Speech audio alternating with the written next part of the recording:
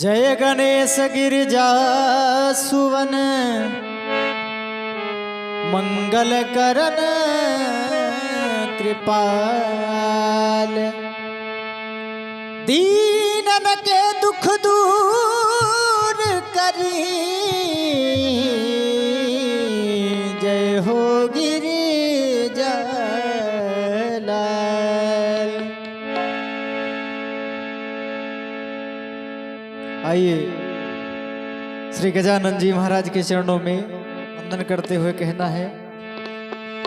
हे गणनायक मंगलदायक हरहु कलेश विशेष है गणेश जी। हे गणेश जी, हे गणेश जी हरली हमारो कलेश। हे गणेश जी हरली हमारो कलेश। हे गणनायक मंगलदायक, हे गणनायक मंगलदायक हरहु कलेश विशेष। हे गणेश जी, हे गणेश जी, हे गणेश जी हरली हमारो कलेश। हे गणेश जी हरली हमारो कलेश।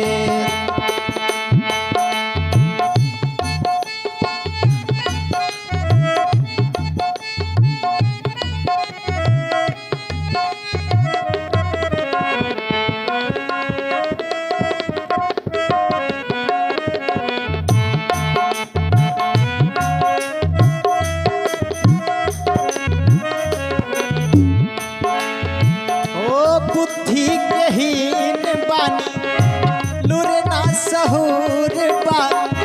ओ तोहरे चरण में आके भक्त मजबूर बा। ओ बुद्धि के हीन बानी लुर ना सहूर बा। तोहरे चरण में आके भक्त मजबूर बा। तोहरे चरण में आके भक्त मजबूर बा। हो दया बरसाई हमर पे आई, दया बरसाई हमर पे आई। पूजा करी ले हमेश। हे गणेश जी, हे गणेश जी, हे गणेश जी हरली हमारो कलेश। हे गणेश जी हरली हमारो कलेश।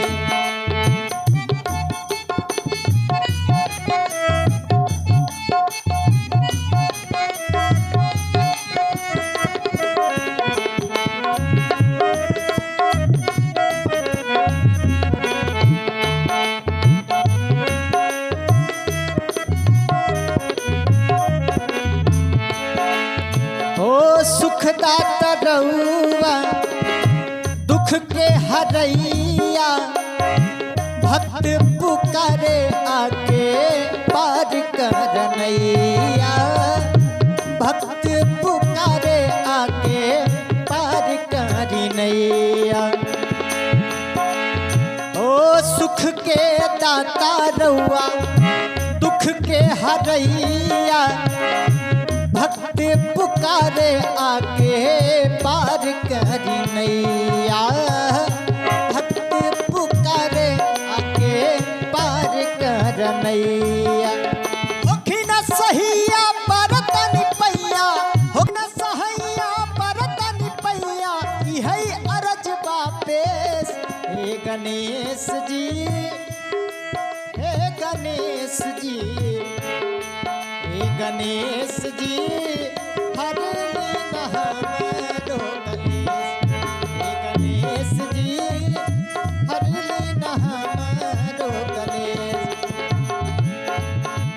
हे गणनायक मंगलदायक, हे गणनायक मंगलदायक हरहु कलेश विशेष। हे गणेश जी, हे गणेश जी, हे गणेश गणेश जी हर लीन हमारो कलेश। हे गणेश जी हर लीन हमारो कलेश। हे गणेश जी